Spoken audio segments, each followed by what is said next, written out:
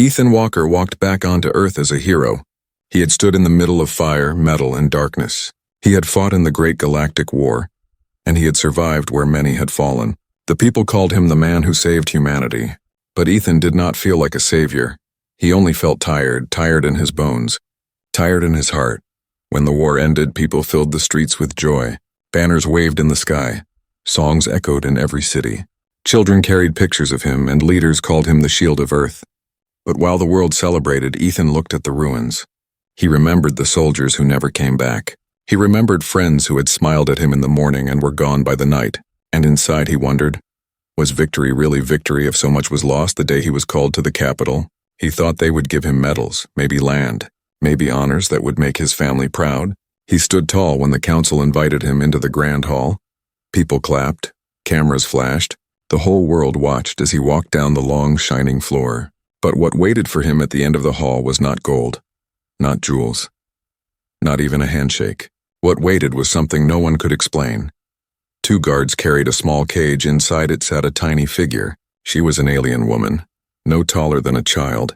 Her skin was pale silver. Her eyes burned like small stars. And even though chains wrapped around her arms, she sat straight, proud, unbroken. Ethan froze. The crowd whispered, no one expected this, the hero of Earth. The man who saved billions was being given a living being as his reward. The council leader spoke, his voice grand, his smile cold. Ethan Walker, savior of Earth, we present to you this prize, taken from the enemy, a token of our victory. She belongs to you now. She is yours.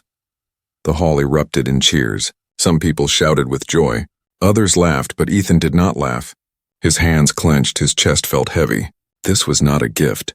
This was not honor. This was something far darker. The tiny alien woman lifted her eyes and looked straight at him. Her gaze sharp, filled with anger, filled with sorrow. It was not the look of a defeated creature. It was the look of someone who still carried fire inside. Ethan felt as if she was speaking without words, asking him questions, daring him to see her not as a prize but as a person. And in that moment he felt shame burn through him. Shame that his leaders thought life could be handed over like a trophy. The ceremony ended. The cage was pushed toward him. The world's cameras captured every moment. The headlines wrote themselves. Hero receives alien reward. Symbol of victory handed to Earth's champion. Millions cheered across the globe. But Ethan did not cheer. He kept his face still. He accepted the cage because refusing in front of the council meant rebellion. But inside, questions roared like thunder. Who was she? Why was she given to him? What crime did she commit to deserve chains? And what did the leaders hide behind their smiling faces? Ethan knew wars never ended clean. There were always secrets, always shadows, but this was something else, something he could not yet understand. When the crowds left and the lights dimmed, Ethan stood alone with the cage. The alien woman sat silently, her head turned away. She did not beg, she did not cry. She did not even speak, only silence filled the air. Ethan's mind raced. He thought of the battles, of the promises he made to himself, that he would never let cruelty rule his heart. He whispered softly, though he was not sure why, I don't want you as a prize. Her head moved slightly. Her eyes flicked toward him, and for the first time he saw not anger, but the smallest glimmer of surprise. It lasted only a second. Then the mask returned, proud and cold. Ethan knew then that the story was only beginning. The war was over, but something new had started, something far more dangerous. Because sometimes the greatest battles were not fought with guns or ships, but with trust, with truth, with choices that could change the future of both species. Ethan Walker had saved humanity. But as he carried the cage out of the hall, he realized that his real test was only just beginning, and the fate of a tiny alien woman might decide more than anyone could imagine. Ethan carried the cage through long, silent corridors, the cheers of the people fading behind him. Only the echo of his boots followed him now. The alien woman sat inside the cage, unmoving, her silver skin catching the dim light, her small hands resting on her knees, her chains rattling softly with every step. She looked calm, but Ethan felt that calmness was not peace. It was fire waiting under ice when he reached his quarters. The guards left without a word. The door closed, and the room fell into stillness. Ethan set the cage down. He stared at it, at her, and for the first time he truly saw her not as a symbol, not as a trophy, but as a living being. Her eyes followed him, sharp and unblinking. He could almost feel her thoughts cutting through the air. He spoke carefully, his voice low. "I do not want you in chains." His words hung heavy in the room, but she gave no answer. Her gaze stayed fixed, her silence louder than any shout. Ethan sighed. He remembered how leaders smiled when they handed her over, how the crowd cheered, how cameras flashed, but now here he was, standing before someone who had been stripped of dignity, and he felt ashamed. He unlocked the cage. The metal door creaked open. He expected her to rush out, to run, to scream, but she did not move. She only tilted her head slightly, her eyes narrowing as if testing him, as if asking what kind of man he really was. Ethan reached out slowly. He unlocked one chain, then another, finally freeing her wrists. The marks on her skin showed how tight the cuffs had been. He felt anger rise, but he held it back. She stood, small and fragile-looking, yet filled with a strange strength. Her silver skin glowed faintly under the dim lights. Her eyes burned brighter now that she was no longer bound, but she still said nothing. Ethan poured water into a glass, placed it on the table. He gestured toward it. She hesitated, then stepped forward, her movements graceful, not clumsy. She drank slowly, her gaze never leaving his face, as if trying to read him. "Who are you?" Ethan asked gently. "What is your name?" Silence again, but her lips pressed together, her hands clenched, and then finally she spoke. Her voice soft but filled with pride. "Lyra." The sound of her name hung in the air like a spark. Ethan nodded. "Lyra, I am Ethan. I don't see you as a prize." Her expression hardened. "Prize," she repeated bitterly, her voice trembling with anger. "A word for slaves, for objects, not for people." She turned her back to him, her shoulders stiff. Ethan felt a sharp twist in his chest. He had faced enemies with guns, with ships, with fire raining from the sky. But this tiny woman's voice struck him harder than any weapon. He sat down, trying to keep his voice steady. "I don't agree with what they did, but I cannot change the council. I can only choose how I treat you." She looked over her shoulder, her eyes narrowing. "Words are easy, human. Choices are harder." That night, Ethan did not sleep. He watched as Lyra sat near the window. Her small form bathed in moonlight. She seemed far away, lost in memories he could not reach. He wondered what she had seen, what she had lost. He thought of his own losses, his friends, his brothers in arms. He realized both of them were bound by war. Even if they stood on different sides, days passed, and slowly small changes appeared. She began to eat the food he gave her, though with caution. She began to move around the room freely, touching objects with curiosity. Books, maps, old photographs. She never smiled. But sometimes her expression softened. Just for a heartbeat, Ethan noticed every small shift. Every sign that the walls around her were not unbreakable, but rumors spread outside. Soldiers whispered that the alien woman was dangerous. Some said she had powers hidden inside her. Others claimed she had killed humans before being captured. Ethan heard their words, but when he looked at Lyra, he did not see a monster. He saw someone carrying scars no one else could see. One evening, when rain fell hard against the windows, she finally spoke again, her voice low, almost a whisper. "You should not trust your leaders. They gave me to you not as reward but as warning. They want to show the galaxy that even their enemies can be caged. Even their commanders can be broken." Ethan froze. "Commander," he asked, "you were a leader." Her eyes flickered. Then she turned away. "The war is not finished. Not in the way you think." Those words echoed in Ethan's mind long after the night ended. If Lyra was telling the truth, then the victory Earth celebrated was only a surface. Under it lay secrets, lies, and dangers waiting to rise again. He realized the tiny prisoner was not just a captive, she was a key, and whether she brought salvation or disaster would depend on the choices he made. Ethan had saved humanity once, but as he looked at Lyra's small figure, standing strong despite chains now gone, he knew his hardest trial had just begun. Because this time the battle was not about soldiers or weapons. It was about trust, and trust was always the sharpest blade of all. The days that followed were heavy with silence. Ethan tried to return to his old routine, but life did not feel the same. Wherever he went, whispers followed him. Soldiers saluted with forced smiles. Citizens pointed and murmured. Some looked at him with admiration, others with suspicion, and behind every word he heard one name: the alien woman, the tiny prisoner. Lyra herself was no longer chained. She moved freely inside his quarters, always calm, always watchful. Her silver skin glowed faintly under the lamps. Her eyes carried a sharpness that unsettled anyone who met them. She rarely spoke, but when she did, her words cut deep. Ethan noticed she avoided questions about her past. Yet her silence seemed heavier than answers, as if she carried secrets too large for words one night, while the city outside roared with celebration. Fireworks bursting in the sky. Ethan sat across from Lyra. He asked again, "You called yourself commander. What did that mean?" She looked at him for a long moment, her eyes narrowing, her lips tightening. Then finally she whispered, "It meant I led warriors. It meant I gave orders. It meant I carried lives on my shoulders." Her voice trembled, not with weakness, but with buried anger. Ethan leaned forward, his heart pounding. "If you were a commander, then why are you here? Why would your people allow you to be given away like a prize?" Lyra's gaze turned cold. "Because they betrayed me," she said, her voice sharp. "Because I chose mercy. Because I refused to burn your cities when I had the power. They called me weak. They called me traitor. So when the treaty was signed, they offered me as a symbol. Your leaders accepted. And now I sit here, stripped of honor, handed to you like property." Her words struck Ethan like a blade. He sat back in silence. The noise of fireworks outside felt distant, meaningless, his mind filled with images of war, burning skies, broken ships, dying soldiers, and now the thought that someone on the other side had tried to spare lives, and had been punished for it. It twisted everything he thought he knew about the enemy. The next day, Ethan noticed strange movements in the city. Small groups of soldiers vanishing without reports, shipments leaving warehouses at night, whispers of a new fleet being built in secret. When he asked questions, answers came cold and vague.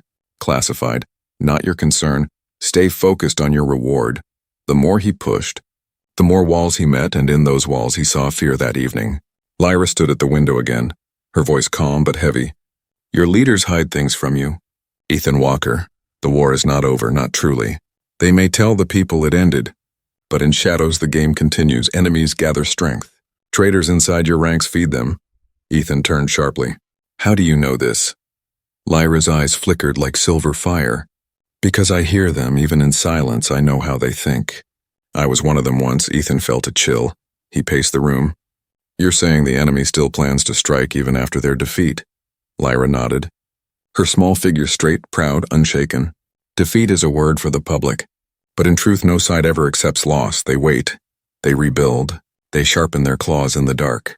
And when the moment comes, they strike again. Only stronger." Her words stayed with him. Haunting his thoughts at night, he dreamed of fleets rising again, of cities burning, of chains clashing against steel. He dreamed of Lyra's eyes staring at him through smoke, accusing him of blindness. He woke drenched in sweat, his chest heavy with fear. The next morning, Ethan walked through the military docks. He saw ships hidden under covers, men whispering as he passed. When he asked about them, they fell silent, and in that silence he heard truth. Something dangerous was happening. Something the people did not know, something only Lyra seemed willing to speak of. He felt the weight of her warning pressing harder each day. Back in his quarters, he confronted her. "Why tell me this? Why not stay silent? Why trust me?" Lyra looked at him with calm fire. "Because you freed me. Because you spoke to me as a person. Not a prize, because if I remain silent, your people will fall again. And I will not watch another world burn. Not after what I already lost." Ethan studied her. He saw not weakness but strength, not a prisoner but a leader forced into chains. He began to wonder, was Lyra the real key to preventing another war? Or was she leading him into a trap? The thought unsettled him, but when he looked into her eyes, he did not see lies. He saw pain, heavy and sharp, and he felt his own heart lean toward trust. But trust was dangerous. The council already questioned his loyalty. Rumors spread that the hero was too close to his alien prize. Soldiers whispered behind his back. Eyes watched his every move. He knew if he sided with Lyra, he would stand against his own leaders, yet if she spoke the truth, then siding with her might be the only way to save humanity once more. That night, as the city lights dimmed and shadows stretched long, Ethan made a choice in his heart. He would listen to Lyra. He would hear every whisper of the enemy she carried. He would search for the truth hidden beneath his leader's smiles, because sometimes, he thought, the smallest voice carried the loudest warning, and sometimes the enemy you feared most was not the one outside, but the one hiding within. Ethan Walker no longer felt at ease in his own city. The same streets that once cheered for him now felt heavy with eyes. Whispers followed him everywhere. He was a hero in public, but in private he felt like a man walking on a tight rope. One wrong step and the fall would be deadly. Lyra's words echoed in his head each day. The war is not over. Enemies wait in silence. Traitors hide among your own. He tried to ignore it at first, to tell himself she was only bitter, only angry from her chains, but the signs around him grew too sharp to deny. Fuel shipments marked as civilian supplies vanished in the night. Guards who should have been at posts were found missing. Maps in the war room had pieces torn away. And every time Ethan asked questions, his superiors gave him the same cold answer. "It is not your concern, soldier. Rest. Enjoy your reward." But Ethan could not rest. He was a soldier trained to see patterns, trained to notice when silence meant danger. He began walking the docks at night, the hangars where great ships slept under steel roofs. And in the shadows, he saw things that chilled his blood. Engineers working without records, strange symbols painted on cargo crates, men in uniform speaking in low alien tongues. And when they noticed him, their smiles were sharp, forced, filled with warning back in his quarters. Lyra watched him with calm eyes. "You saw them." "Didn't you?" she said softly. Ethan froze. "Saw who?" he asked. But Lyra shook her head. "Do not pretend with me. You saw the shadows moving. You saw your own people hiding knives behind their backs. Now you understand the enemy never left. They simply changed masks." Ethan sat down heavily, rubbing his face. "If this is true, then why doesn't anyone speak of it? Why hide it from the people?" Lyra's voice was steady, her words sharp. "Because fear is a tool. If your leaders told the truth, the people would panic, they would question. They would rise against those in power. So instead they blind them with festivals, with fireworks, with false peace. And in that blindness the real war grows stronger." Her words burned through him. He remembered the smiling faces of the council, the parades, the endless speeches of victory. And now he saw them for what they were, distractions, painted masks hiding cracks too deep to mend. And in those cracks he saw danger rising, danger no one wished to face one evening. Ethan followed a convoy that left the city at midnight. No insignias, no records, just trucks filled with sealed crates. He moved quietly through alleys, his soldier's instincts sharp, until he reached the outer fields. There he saw a hidden compound, lights glowing under the earth, ships cloaked in shadow, men unloading alien tech from the crates. Tech that should have been destroyed after the war. But here it was, alive and glowing. He took a step forward, but a cold voice stopped him. "You should not be here, Captain Walker." Two soldiers emerged from the dark, their guns low but ready, their eyes cold. Ethan forced a calm smile. "Just checking on security," he lied. But inside he felt fire. They escorted him back, and though they said nothing, their silence was louder than threats. He knew now he had touched something forbidden when he returned. Lyra stood waiting, her silver eyes glowing in the dim light. "You saw enough," she said, her tone neither gentle nor harsh. "Only certain?" Ethan's hands shook slightly. "They're working with alien tech, our leaders." "Our own soldiers," Lyra nodded. "Yes, some humans hunger for power more than peace. They think if they control what my people once controlled, they will rule the stars, but they do not understand. Such power does not serve, it consumes." Ethan leaned against the wall, his heart heavy. If this is true, if the council knows, then humanity is already in danger. Lyra stepped closer, her voice like steel wrapped in silk. "That is why I'm here, not as prize, not as trophy. But as warning, they wanted to humiliate me, to silence me, but in giving me to you, they gave you the one truth they feared most." Ethan stared at her, small, fragile in size, yet carrying the weight of a storm. And he realized she was right. She was not a reward, she was a message, a piece of living evidence, and the council hoped he would see her as nothing more. But Ethan was not blind. He could not be blind. Not anymore. That night he made a choice. He would investigate deeper. He would not stand in silence while shadows grew around his people. He spoke to Lyra. "If I do this, if I search for the truth, I need to know I can trust you." Lyra's eyes softened just for a breath. "Trust is not given, it is earned. I cannot ask you to believe me. But I can ask you to see, and once you see, you cannot unsee." Ethan nodded slowly, the weight of the world pressing on his shoulders once again. The war had ended in the eyes of the people. But in the shadows of Earth, in the whispers of the night, a new battle had already begun. And this time the enemy was harder to name, harder to fight because it wore human faces as easily as alien ones. And as Ethan closed his eyes, sleep refusing to come, one truth burned clear in his mind. Saving humanity once had cost him blood, but saving it again might cost him his soul. Ethan Walker had spent his life fighting enemies he could see, ships in the sky, soldiers on the ground. But now he faced something far worse, enemies who smiled in daylight and stabbed in the dark. Every step he took in the capital showed him more cracks. Every whisper carried more weight, and the more he searched, the more the truth began to burn him from the inside. Lyra's words never left his mind. They hide knives behind their backs, she had said, and each day proved her right. Reports vanished from his desk. Loyal officers were suddenly reassigned. Even messages he tried to send to allies disappeared before reaching them. The system was being choked from the inside, and Ethan felt like he was standing on an island surrounded by shadows. One night, he followed another convoy out of the city. This time he stayed hidden for hours, watching from the cliffs above. The trucks moved toward a valley carved into the earth. Inside the valley were hangars glowing with alien blue light. Soldiers worked alongside strange figures, tall, masked, moving with unnatural grace. Ethan's breath caught in his throat. They were not human, they were alien. Enemies he had fought on the battlefield, and now they stood here, side by side with men in Earth's uniform. The truth hit him like fire. Humanity's leaders had not only hidden the enemy, they had welcomed them, fed them, made deals with them. They had betrayed the very people who cheered in the streets, who believed the war was over. Ethan's fists clenched, rage boiling in his veins, his whole body shaking with fury when he returned.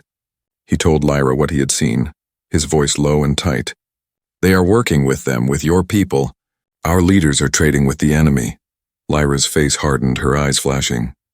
Not my people. Ethan Walker, not anymore. I was cast out for mercy. The ones you saw are the war faction. The ones who thirst for blood. They do not care for peace. They care only for power. She stepped closer, her voice sharp as steel. Now you see why I warned you. Now you see the truth your leaders fear most. Ethan felt his chest heavy. If this is true, then Earth is already lost. How can we fight if our own council is feeding the enemy? Lyra's gaze pierced him. You cannot fight with lies, but you can fight with truth. Expose them. Show your people what hides in the shadows, and they will rise. They will not allow themselves to be ruled by traitors. But Ethan knew it was not that simple. He had seen fear in men's eyes. He had seen how easily hope could be crushed by doubt, and if he spoke without proof, the council would brand him a traitor, strip him of everything, and silence him forever. He needed evidence, and for that he needed Lyra's knowledge, her understanding of alien tech, her skill as a commander, her fire that refused to break at night. Lyra showed him something she had kept hidden, a small device tucked inside the folds of her clothing, no bigger than a stone. Glowing faintly with blue light, Ethan frowned. What is it? She held it carefully. A recorder. It holds messages, data, transmissions I captured before they took me prisoner, proof of betrayal, proof of secret meetings between your leaders and the war faction.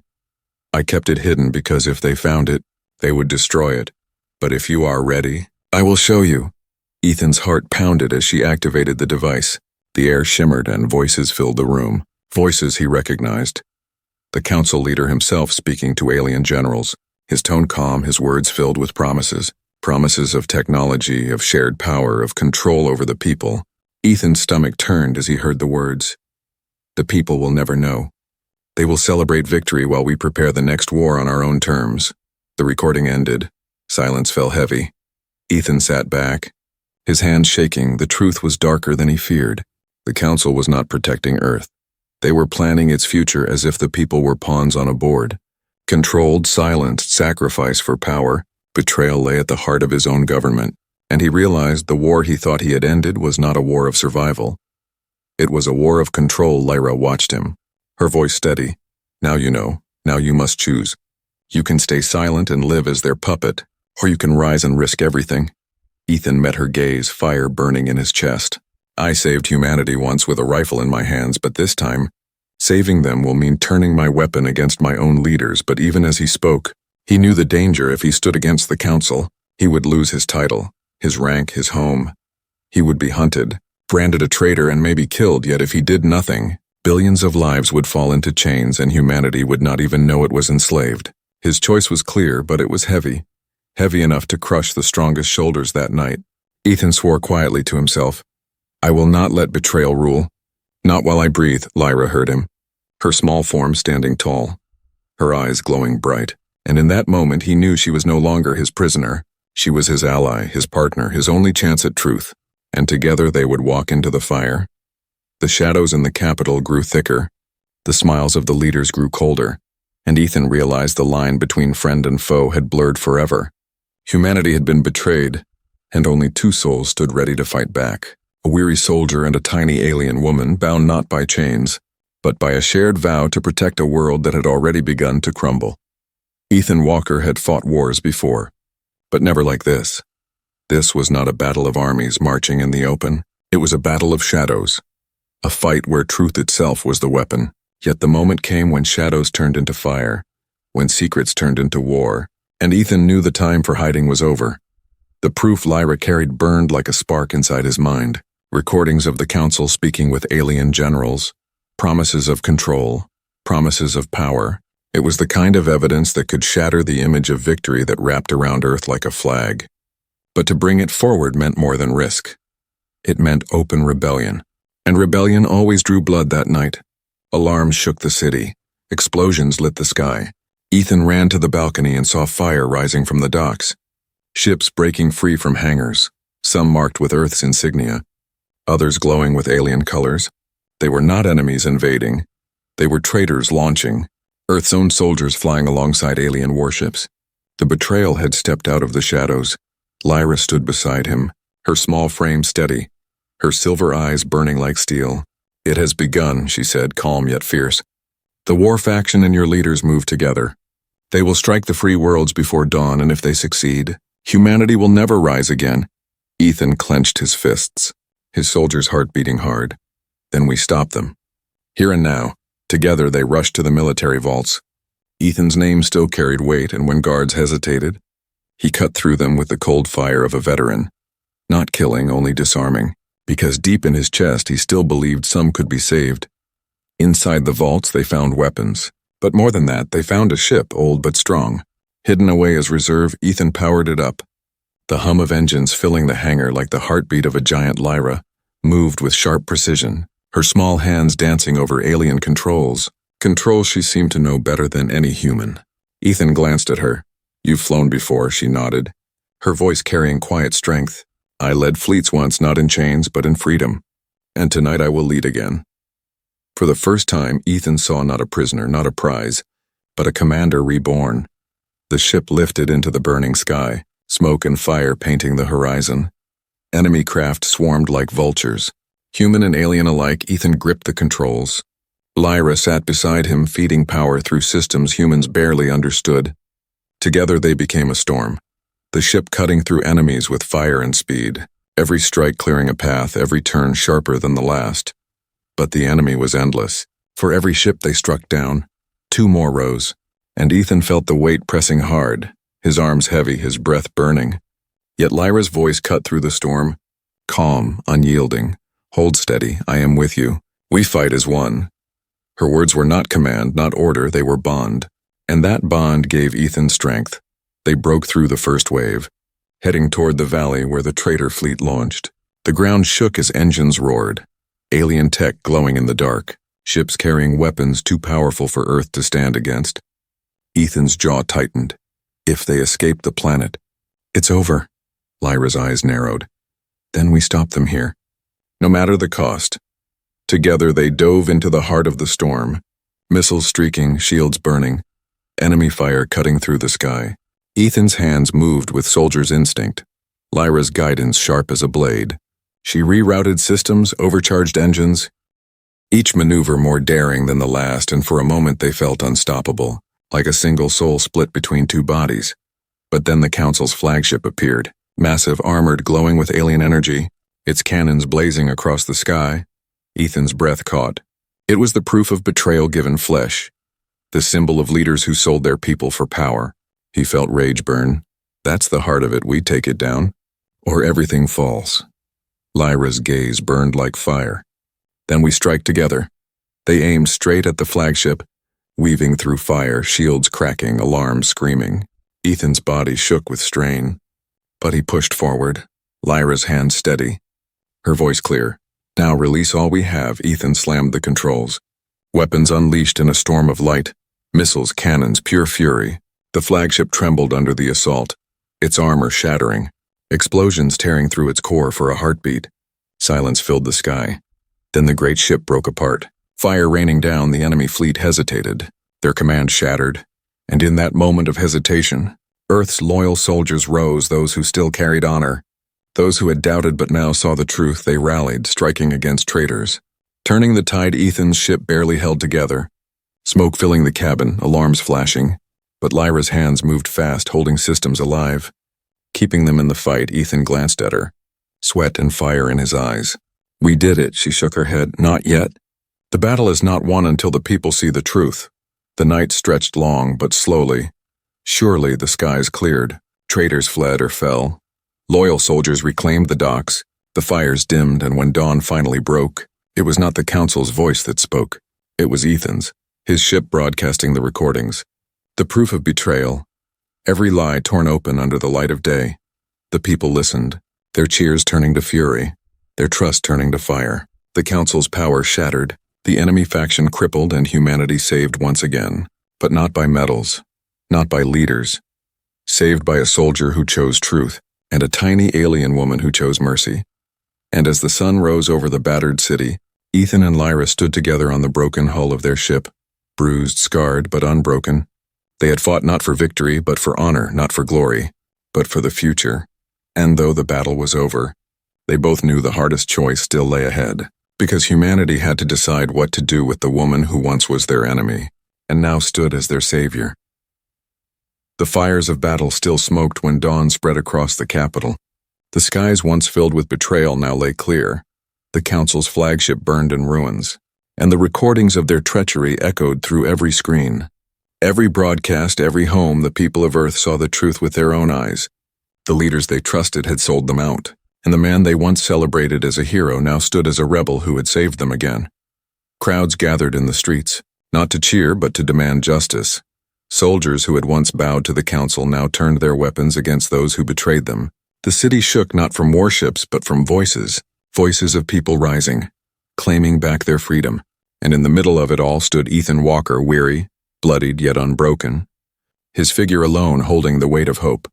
But beside him, smaller than all the chaos, stood Lyra, her silver skin marked with burns, her eyes sharp but heavy. She had fought as fiercely as any warrior. She had guided Ethan through shadows. She had given him proof. And now humanity looked at her not with fear alone, but with confusion.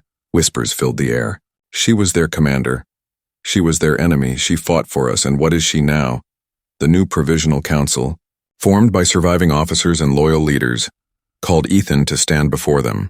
The great hall that once celebrated his return now looked different. Broken windows, cracked marble, smoke still rising from distant towers, and in the center of the room they brought Lyra, unchained but watched by guards, her small form straight and proud. Her gaze calm as ever, voice echoed, "Ethan Walker, savior of Earth, you brought proof of betrayal. You brought victory in our darkest hour. But now another question remains. What shall be done with the alien woman?" The room buzzed with tension. Some demanded punishment. Others feared her strength. Others whispered that she had saved them. And all eyes turned to Ethan, waiting for his answer. He looked at Lyra, memories flashing in his mind. The moment he freed her from chains, the nights she warned him, the battles they fought side by side, the fire in her voice when she spoke of mercy. He thought of the soldiers who died, the cities that burned, and of her choice to spare humanity when she could have destroyed it. His chest felt heavy, because he knew this choice was more than her fate. It was the fate of how humanity would walk into the future. One officer spoke coldly. "She was a commander of the enemy. Her hands are stained with blood. She cannot walk free. The people will never accept it." Another voice rose, softer. "But without her, the traitors would have won. Without her knowledge, we would be slaves already. Does that not matter?" The hall broke into argument, voices clashing like swords, but still everyone turned back to Ethan, because only his voice carried weight enough to tip the scales. Ethan stepped forward, his voice steady, though his heart pounded. "Lyra is not a prize. She is not a weapon. She is not a slave. She is a person. And she saved humanity as much as I did, maybe more." The room grew quiet, his words cutting through the noise. Yes, she was once our enemy. Yes, she led warriors against us. But when the moment came, she chose mercy. She chose to fight beside me. She chose to save us when no one else could. If we punish her now, we punish the very mercy that spared us. The council shifted uneasily, some faces hard, others thoughtful. The people outside chanted for justice. But justice had many meanings. Ethan knew it, and so he spoke louder. We claim to fight for freedom, for honor, for the right to live with dignity. If we deny her that same right, then we are no better than those who betrayed us. If we chain her again, then we betray the very victory we fought for. Silence followed. Long and heavy, Lyra stood still, her eyes fixed on him. And for the first time he saw something in them he had never seen before. Not anger, not defiance, but something softer, something almost like hope. The council whispered among themselves, torn between fear and truth. And finally they said, "The people will decide, but your voice carries weight, Ethan Walker, and your choice will echo through history." He turned, facing the hall, facing the cameras, facing the billions who watched across Earth and beyond. His voice rang out clear. "I choose mercy. I choose freedom. I choose to honor the one who stood with me when no one else would. Lyra is not our enemy anymore. She is our ally. And if humanity cannot accept that, then we have learned nothing from this war." The hall trembled with gasps. With shouts, with disbelief and relief outside, the people argued, some furious, some moved, some afraid. But the truth had been spoken, and truth once spoken could not be silenced. The path ahead would not be easy. Ethan knew that there would be protests, violence, resistance, but he also knew a seed had been planted, a seed of change, and seeds grew stronger than chains when the session ended. Guards stepped back, no chains touched Lyra. She walked free for the first time since her capture, small in size but taller than anyone in spirit. She stood beside Ethan, her voice quiet but steady. "You risked everything for me." Ethan looked down at her, his eyes tired but warm. "You risked everything for us first." The city outside roared with noise, half in anger, half in hope. But as Ethan and Lyra walked into the light of a new dawn, they knew something greater than war had begun. Not peace, not yet, but the fragile spark of understanding. The fragile truth that mercy could rewrite history, and that sometimes the smallest voice, the smallest figure, could change the fate of humanity forever.